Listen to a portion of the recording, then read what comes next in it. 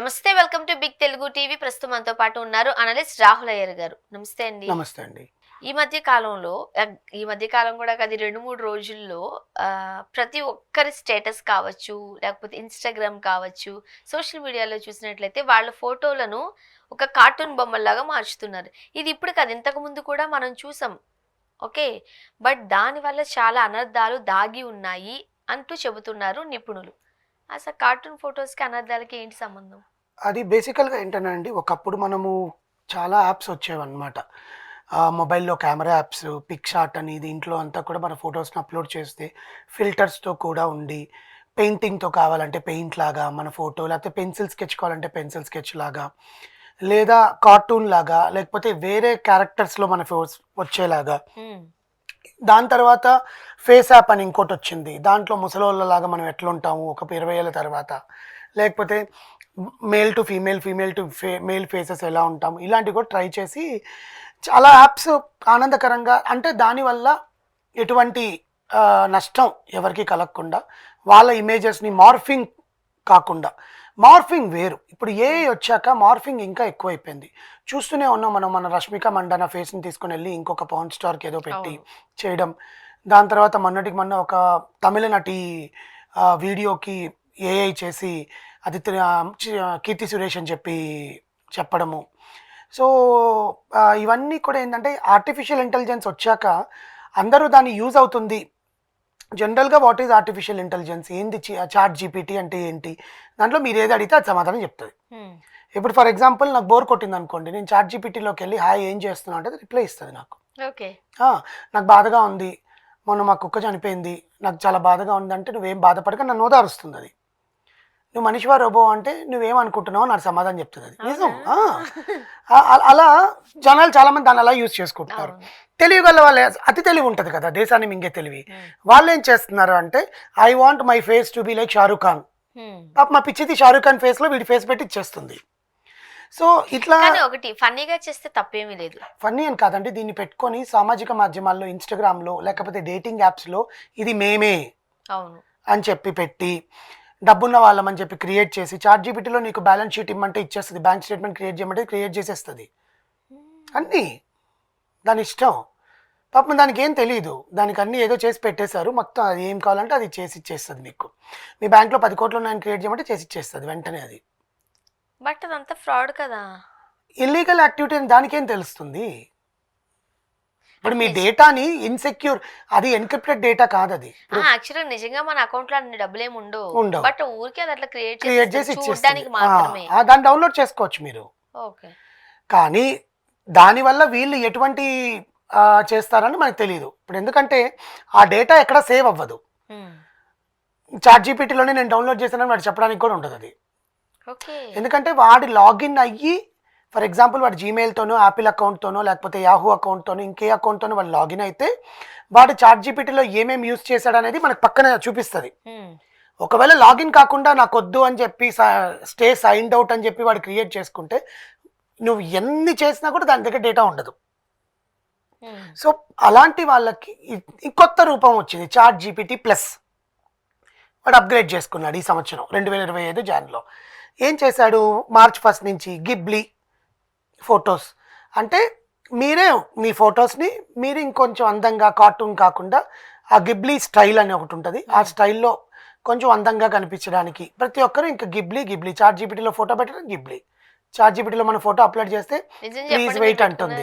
నేను చేయనండి అలాంటివన్నీ. మా గ్రూప్ లో వచ్చింది మొత్తం, ఆ గ్రూప్ అంతా కలిపి అయినట్టు. కాకపోతే నాకేమనిపించింది అంటే ఇది ఇంతకు ముందు కూడా కార్టూన్ లాగా ఉంది, ఆ యాప్ పేరు ఏదో మర్చిపోయాను కానీ. అవును దాంట్లో కూడా ఉండేది, రెమినీ అని ఉండేది ఒకటి, బాగుండేది. ఈ గిబ్లీలో నాకు అంత యాజ్ ఇట్ ఈస్ గా మనం వచ్చినట్టు ఏమి అనిపించట్లేదు. అంటే అది ఏంటంటే మామూలు గిబ్లీ అంటే ఏంటంటే మనము ఏదైనా కార్టూన్ మూవీస్ చూసినప్పుడు కానీ, లేకపోతే ఏదైనా టీవీస్లో వస్తాయి కదా, దాంట్లో ఇద్దరు మాట్లాడుకుంటూ ఉంటే మనం ఉంటాయి చూసారా, అలా మన ఫేసెస్ని రిప్లికా చేసినట్టు ఉంటుంది. దీంట్లో ఇప్పుడు చాట్ జీపీటీ వాళ్ళు మీకు ఇంక నమ్మరండి, అది రిలీజ్ చేసిన 3 రోజుల్లోనే 10 లక్షల యూజర్స్ చాట్ జీపీటీని లాగిన్ అయ్యారు, సైన్ అప్ అయ్యారు. అదే చెప్తున్నా, మా వాళ్ళు కూడా చేసి పెట్టారు. దానికోసం 10 lakhs యూజర్స్ లాగిన్ అయ్యి చేశారు.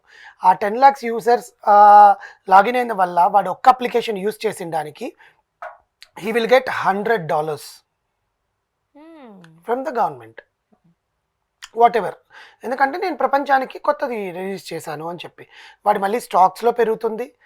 చాట్‌జీపీటీ మీద స్టాక్స్ పెట్టిన వాడు కానీ సెన్సెక్స్‌లో ఎంత టాప్‌లో ఉందంటే ఇప్పుడు టాప్ 2లో ఉంది అది. సో ఈ క్రమంలో వాడు కొంచెం సెక్యూర్ చేయాలి అనుకున్నాడు. ఫర్ ఎగ్జాంపుల్ ఇప్పుడు మీ ఫోటో దాంట్లో అప్లోడ్ చేశారనుకోండి, ఓపెన్ ఏఐ అంటే ఓపెన్ ఆర్టిఫిషియల్ ఇంటెలిజెన్స్. నువ్వు ఎక్కడైనా మీ ఫోటోని ఎవరెవరు ఏమేం చేశారనేది ఓపెన్ ఏఐలోకి వెళ్ళి వాడు కోడ్ నొక్కితే మీ ఫొటోస్ అన్నీ కూడా వచ్చేస్తాయి. So people can easily see your photos. కొంతమంది ఏం చేస్తున్నారు అంటే నార్మల్ ఫొటోస్ని కూడా కాకుండా వాళ్ళ half nude semi nude photos కూడా అప్లోడ్ చేసి దాన్ని మళ్ళీ సామాజిక మాధ్యమాల్లో ఇన్స్టాగ్రామ్లోను ట్విట్టర్లలో పెట్టుకొని గెస్ హూ అని చెప్పి పెట్టడం. బికాజ్ అది ఎవరో తెలీదు, హీరోయిన్ అయినా ఉండొచ్చు, వాళ్ళైనా అయి ఉండొచ్చు. దీనికోసం వాళ్ళు సెక్యూర్ ఇన్ఫర్మేషన్ ఏం చేశారంటే ఓపెన్ చేసేసారు. అంటే they have given the statement, మీరు ఒకవేళ మీ ఫోటోలు కానీ దాంట్లో పెట్టి సామాజిక మాధ్యమాలలో మీరు ఆ ఫోటోలు పెట్టి మీ ఫేషియల్ ఫ్యూచర్స్ అంతా కూడా మొత్తం క్యాప్చర్ చేస్తుంది. అది ఇన్సెక్యూర్. ఓకే, మీకు కొంచెం కూల్గా ఆలోచించి ఏ ఫొటోస్ మీకు కావాలో అవి పెట్టుకోండి. ఏవి పడితే అవి పెడితే మాత్రం it will obviously applicable to all over India, all over world, ప్రపంచం మొత్తం మీది చూడొచ్చు అని ఒకటి స్టేట్మెంట్ రిలీజ్ చేసింది. నెక్స్ట్ ఇందాక చెప్పినట్టు సైన్ అప్ చేయకుండా చాట్‌జీపీటీ ఫ్యూచర్ని ఇంకా యూజ్ చేసుకోవడానికి ఉండదు ఈ రోజు నుంచి. Financial year starting April 1 to March 31 ఉంటుంది కదా 2026 వరకు. సో ఈ ఫినాన్షియల్ ఇయర్లో చాట్‌జీపీటీ తీసుకున్న 2 నిర్ణయాలు ఏంటంటే, ఎందుకంటే దానివల్ల వాళ్ళకి ఇన్సెక్యూర్డ్ ప్లాట్ఫామ్, దీనివల్ల మేము చాలా నష్టపోతున్నాము అని ఎవరు చెప్పకుండా సైన్ అప్ చేయకుండా మీరు దాన్ని యూజ్ చేయడానికి లేదు. You have to sign up and you have to use it. అప్పుడే మీరు ఏ డేటాని మీరు అడుగుతున్నారు. కొంతమంది ఇప్పుడు ఇంగ్లీష్ రాదండి సరిగ్గా, మెయిల్ ఫార్మాట్ టైప్ చేసుకోవాలి, దాంట్లోకి వెళ్ళి నీడ్ ఈమెయిల్ ఫార్మాట్ అని మీకు వచ్చిన భాషలోనే నేను ఈరోజు సెలవు తీసుకోవాలనుకుంటున్నాను, నాకు ఒళ్ళు బాగాలేదు, లేకపోతే మా ఇంట్లో వాళ్ళకి ఏదో అయ్యింది, హాస్పిటల్కి వెళ్ళాలి అని మీకు నచ్చిన భాషలో మీరు టైప్ చేస్తే అది ఇంగ్లీష్లో మీకు ప్రాపర్ ఫార్మాట్ వేసిస్తుంది. ఇవి ఏంటంటే ఇంగ్లీష్ నేర్చుకోవడానికి, కొంతమంది ఈమెయిల్ ఫార్మాట్స్ని ఎలా నేర్చుకోవడానికి యూజ్ అవుతుంది. యాక్చువల్గా మంచి ఉంది, చెడు చెడు కూడా ఉంది.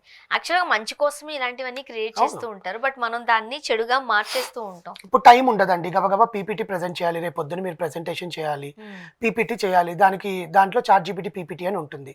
వెళ్ళిపోయి మీరు డేటా ఇచ్చేస్తారు, నేను ఈ నెల ఇన్ని డేస్ వర్క్ చేశాను, నా ప్రొడక్టివిటీ ఇది, నేను ఇన్ని గంటలు పనిచేశాను, నాకు ఇంత ఇన్పుట్ ఇచ్చాను, ఇంత అవుట్పుట్ ఇచ్చాను, నాకు ఒక సర్క్యులర్ షేప్లో పీపీటీ కావాలి లేదా స్లైడ్స్లో కావాలి అని ఇచ్చేస్తే అది పాపం నీకు ఒక 1 hour టైం తీసుకొని పీపీటీ ఇచ్చేస్తుంది. అంటే నేను 1 గంటలో ప్రజెంట్ చేసేయచ్చు దాన్ని. అంతే మంచిదే, అది మంచి కోసం వాడుకుంటే. ఎక్సెల్ షీట్ కాస్ట్ అకౌంటింగ్ రావాలి, మనకు అకౌంటింగ్ కొంచెం కష్టంగా ఉంది, డీటెయిల్స్ ఇచ్చి నాకు ఈ బ్యాలెన్స్ షీట్ ఇవ్వు అంటే ఇచ్చేస్తుంది అది.